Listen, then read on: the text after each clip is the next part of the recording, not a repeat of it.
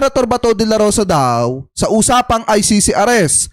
Ayon daw po kay Senator Bato de la Rosa, diversionary tactic lamang daw po yan ng gobyerno. Pero sa totoo lang mga kababayan, lagi ko naman po sinasabi sa inyo na maaaresto at maaaresto yung si Bato de la Rosa sa banda-banda riyan po.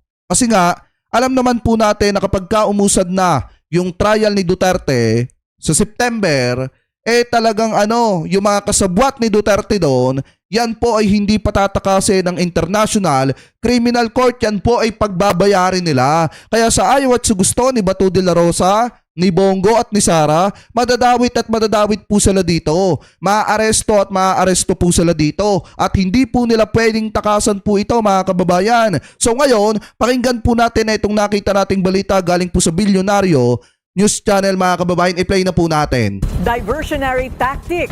Yan ang tingin ni Senador Bato de la Rosa sa pahayag ni Executive Secretary Lucas Bersamin na siya na ang maaaring sunod na aarestuhin ng ICC. Ayon kay de la Rosa, panligaw lang daw. Tsaka mga kababayan, tandaan nyo, dating nasa Korte Suprema etong si A.S. Bersamin. At ito po ay hindi magsasalita ng bara-bara lang na wala silang pinanghahawakan na mga dokumento or ebidensya or wala silang nakita na ebidensya na magpapatunay na maaaresto po talaga etong isang taong ito. At ngayon mga kababayan na nagsalita etong si A.S. Bersamin, di ba payo natin kay Senator Bato de la Rosa, saglip na magyabang siya, dapat kabahan na siya at matakot na siya. Bakit mga kababayan?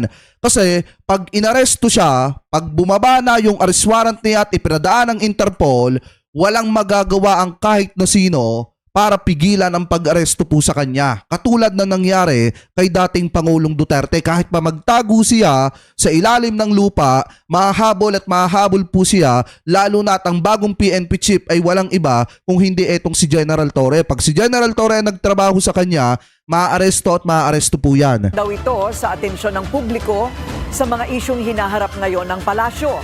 Ang detalye sa agenda report ni Dexter Ganibe ng Abante Radyo. Hinamon ni Senador Bato de la Rosa ang Marcos Jr. administration na gawin lang ang gusto nilang gawin. At Yabang, no? ang unang pagkakamali na ginawa nila noong Marso. Yung ginawa lang kay Pangulong Duterte ay napakalaking mistake yun. At kung gagawin na willing to do the same mistake again. Alam niyo mga kababayan, sa totoo lang, ang pinakamalaking pagkakamali ay yung pagtaksilan mo at lokohin mo ang sambayan ng Pilipino. Na kunyari, gusto mong linisin ang Pilipinas sa isyu ng ipinagbabawal na bato, pero definitely mga kababayan, gusto mo lang palang magpayaman at isalba yung reputasyon at kapakanan ng mga kaalyado mo na nagninegosyo or nagpapagulong ng bilyon-bilyong halaga ng bato at binigyan mo pa ng posisyon sa gobyerno kahit hindi naman karapat-dapat. Saan ka nagkatala? Purong Chinese? May dugong Chinese mga kababayan na puro pa? Gagawin mong economic advisor, di ba yun ang pinakamalaking pagtataksil sa sambayan ng Pilipino, lalo na nung ipagkalandakan mo na gusto mong gawin ng China, gusto mong gawing probinsya ng China ang Pilipinas. Yan yung pinakamalaking pagtataksil mga kababayan. Then they can do the same. Yan ang sagot ni Bato sa pahayag na Executive Secretary Lucas Bersamin na maaring arestuhin si De La Rosa sakaling maglabas ng warrant ang ICC. Kaugnay sa madugong war on drugs ng Duterte administration. Babala pa ni Bersamin, dadaan ang senador sa kaparehong pagtrato na katulad ng ginawa ng gobyerno kay PRRD na inaresto sa Pilipinas at dinala sa ibang bansa. Yun mga kababayan, magkakatotoo yung gustong mangyari ni Senator Bato de la Rosa na kapag ka naaresto siya, maaalagaan niya itong si dating Pangulong Duterte doon po sa dahig. Kasi di ba ang yabang-yabang niya nung una? Go ahead!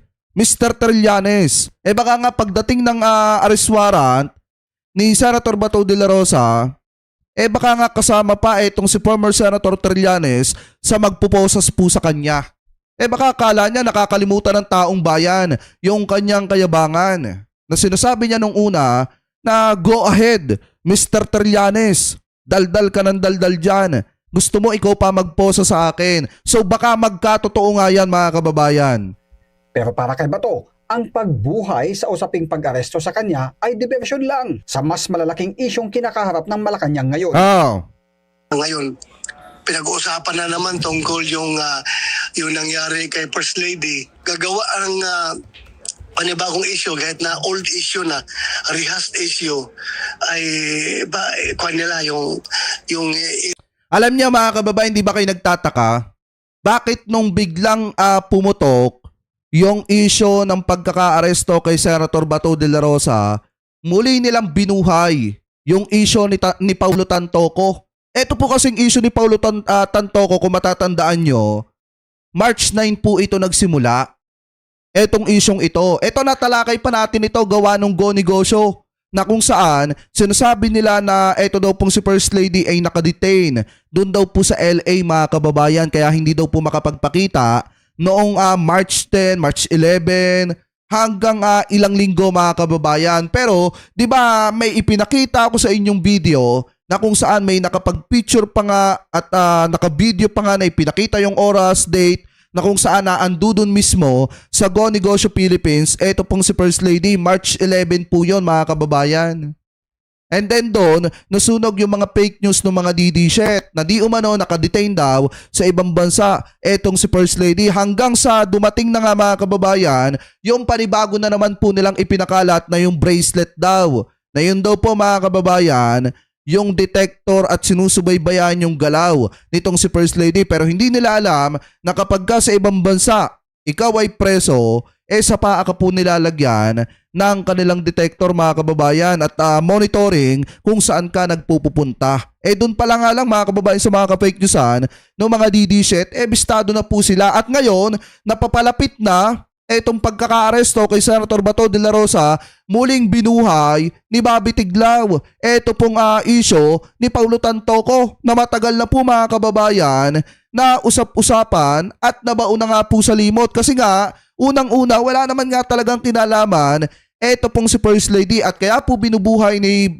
Bobby Tiglao yung isyong yan kasi nga pro-China yan at pinoprotektahan din po niyan etong si Bato de la Rosa. Gusto nila na yung issue ni First Lady ang ipantakip sa issue ni Bato de la Rosa ng pagkaka-aresto sa kanya or possible na pagkaka-aresto sa kanya ng International Criminal Court. Ano po ngayon, ipagpatuloy pa natin. i-recycle nila para lang to divert the people's attention. Yan. Tsaka tandaan nyo mga kababayan kaya natin nasasabi na etong si Bobby Tiglao ay pro-China po yan kasi tutol na tutol po yan sa mga EDCA site ng Amerika dito po sa ating bansa. Ang mahilig na lang gawin. Aminado si Bato na hindi siya sigurado kung totoo ngang may kinalaman si First Lady Lisa Araneta Marcos sa nangyari kay Paulo Tantoco na umarso sa LA ilang araw bago ang pag-aresto kay FPRRD. Pero ngayong may report na ang Beverly Hills Police Department sa nangyari sa Beverly Hilton Hotel noong March 8, binuhayan niya ulit ang issue ng pag-aresto sa kanya para ma-divert ang atensyon ng taong bayan. Nabibigin ang tao niya sa kakaulit-ulit ng issue na yan. Wala pa rin naman palang warrant na sinasabi nga. If lang naman daw. If, yun lang. Sabi nga ni Atilaki Ma'am Trio, sabi dito sa paa hindi sa kamay ang detector belt. Kaya nga po di ba? Sa paa yun kasi paa yung humahakbang. Paa yung nag-i-step mga kababayan at yun nga yung dinidetect kung saang location ka nagpupunta. Ganun po mga kababayan sa ibang bansa. At hindi po yun sa kamay kasi hindi naman kamay yung nag-i-step or lumalakad. Ang if. So, para mapag-usapan na naman. If she is the... Gayunpaman, sinabi ni Bato na pinaghahandaan niya sakali mang may lalabas na arrest warrant ang ICC. Nang matanong kung magpapasaklolo siya sa Senado o magtatago. If you are facing a government that is not observing, is not trying to preserve its sovereignty, then I don't have to answer that question. As I have said, Kakapal na mga mukha nyo? Diba? Kakapal na mga mukha ng mga to na magpalusot ng kung ano-ano. Samantalang, eto mga kababayan, na baligtarin natin ang sitwasyon. Paano kung si PBBM yung nasa sitwasyon ni Bato de la Rosa? Pihado itong mga to nagtatawanan pa Pihado itong mga ito, wala mga ganitong klase ng palusot. Nagkataon lang na sinisingil na sila ng mga ginawa nila nung mga panahon na sila ang nasa kapangyarihan at nananamasa ng kapangyarihang ipinagkaloob sa kanila ng taong bayan. Alam nyo nga, masaklap sa mga ito yung kapangyarihan nila.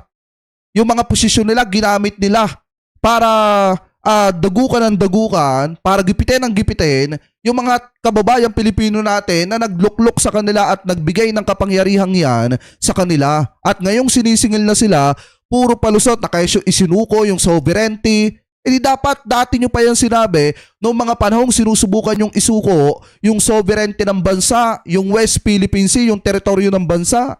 Di ba mga kababayan, ngayon nag-iingay kasi nga naman alam ni Bato de la Rosa na yung kahantungan po niya maaresto at maaresto po siya. Talagang makukulong at makukulong yan mga kababayan sa International Criminal Court. I will cross the bridge when the bridge is constructed. Bilang hepe ng PNP ni Duterte, si Senador Bato ang chief implementer ng War on Drugs na diba? inilunsad noong 2016. Para sa agenda, Dexter Ganibe, Abante Radio.